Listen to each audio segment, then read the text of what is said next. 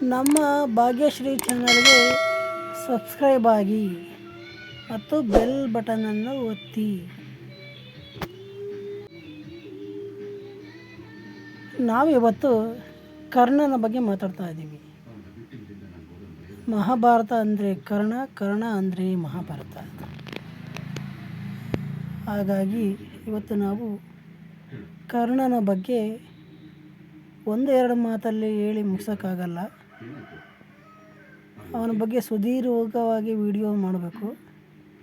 ಹಾಗಾಗಿ ಕರ್ಣನ ಬಗ್ಗೆ ನಾನಿವತ್ತು ಸುದೀರ್ಘವಾಗಿ ವಿಡಿಯೋ ಮಾಡಬೇಕು ಅಂತ ನಿರ್ಧಾರ ಮಾಡಿದ್ದೀನಿ.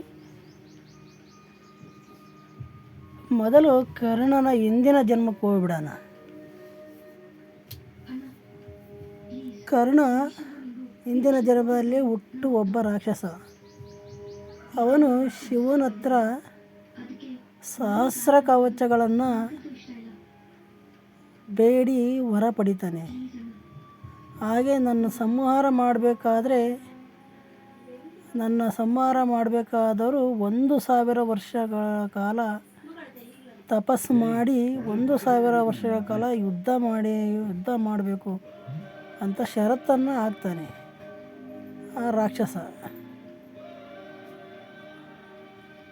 ಹಾಗೆ ಮಹಾವಿಷ್ಣುವಿನ 4ನೇ ಅವತಾರವಾದ ನರನಾರಾಯಣರು ಜನ್ಮ ತಳಿತಾರೆ.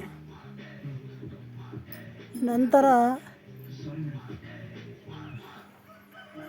ಒಬ್ಬ ತಪಸ್ಸಿಗೆ ಕುಳಿತರೆ ಇನ್ನೊಬ್ಬ 1000 ವರ್ಷಗಳ ಕಾಲ ಆ ರಾಕ್ಷಸನೊಂದಿಗೆ ಹೋರಾಡುತ್ತಾರೆ.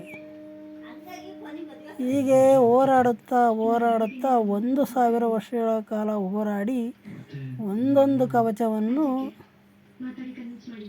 ಒಡೆದು ಹಾಕುತ್ತಾರಂತೆ. ಈ ಇಬ್ಬರು ನರನಾರಾಯಣರ ಶಕ್ತಿ ಸಾಮರ್ಥ್ಯದಿಂದ ಹೆದರಿದ ರಾಕ್ಷಸನು ಇನ್ನೂ ಒಂದು ಕವಚ ಇರುವಾಗಲೇ ನರನಾರಾಯಣರಿಂದ ತಪ್ಪಿಸಿಕೊಂಡು ಸೂರ್ಯದೇವನ ಮೊರೆ ಹೋಗುತ್ತಾನೆ. ಆಗ ನರನಾರಾಯಣರು ಸೂರ್ಯನನ್ನು ಕೇಳಿಕೊಳ್ಳಲು ಸೂರ್ಯದೇವನು ನನ್ನ ಹತ್ತಿರ ಪ್ರಾಣ ಭಿಕ್ಷೆ ಬೇಡಿಕೊಂಡು ಬಂದವರನ್ನು ರಕ್ಷಿಸುವುದು ನನ್ನ ಧರ್ಮವಾಗಿದೆ. ಆದ್ದರಿಂದ ನಾನು ಆ ರಾಕ್ಷಸನನ್ನು ನಿಮಗೆ ಒಪ್ಪಿಸುವುದಿಲ್ಲ ಎಂದು ನರನಾರಾಯಣನ ಹತ್ರ ಬೇಡಿಕೊಳ್ಳುತ್ತಾನಂತೆ. ಅದಕ್ಕೆ ಒಪ್ಪಿದ ನರನಾರಾಯಣರು ಮುಂದಿನ ಜನ್ಮದಲ್ಲಿ ಅವನನ್ನು ಸಂಹಾರ ಮಾಡಬೇಕೆಂದು ನಿರ್ಧರಿಸಿ ಅವನು ಮತ್ತೊಂದು ದಿನ ಜನ್ಮ ತಾಳುವವರೆಗೂ ಕಾದಿರುತ್ತಾರೆ. ಕುಂತಿದೇವಿಯು ಸೂರ್ಯನನ್ನು ಕುರಿತು ಆರಾಧಿಸಿದಾಗ ಆ ಸೂರ್ಯನು ಇದೇ ರಾಕ್ಷಸನನ್ನು ಅವಳಿಗೆ ವರಪ್ರಸಾದವಾಗಿ ನೀಡಿ ಇವನು ಕರ್ಣ ಎನ್ನುವ ಹೆಸರಿನಿಂದ ಜಗದ್ವಿಖ್ಯಾತಿಯಾಗುತ್ತಾನೆ ಎಂದು ಹೇಳುತ್ತಾನೆ. ಆಗ ಕುಂತಿಯು ಆ ಮಗುವನ್ನು ಗಂಗಾ ನದಿಯಲ್ಲಿ ತೇಲಿಬಿಟ್ಟಳು ಎಂದು ಹೇಳಲಾಗುತ್ತದೆ. ಇವನು ಜನ್ಮ ತಾಳುವುದನ್ನೇ ಕಾಯುತ್ತಿದ್ದ ನರನಾರಾಯಣರು ಅರ್ಜುನ ಹಾಗೂ ಕೃಷ್ಣರಾಗಿ ಜನ್ಮ ತಳೆಯುತ್ತಾರಂತೆ.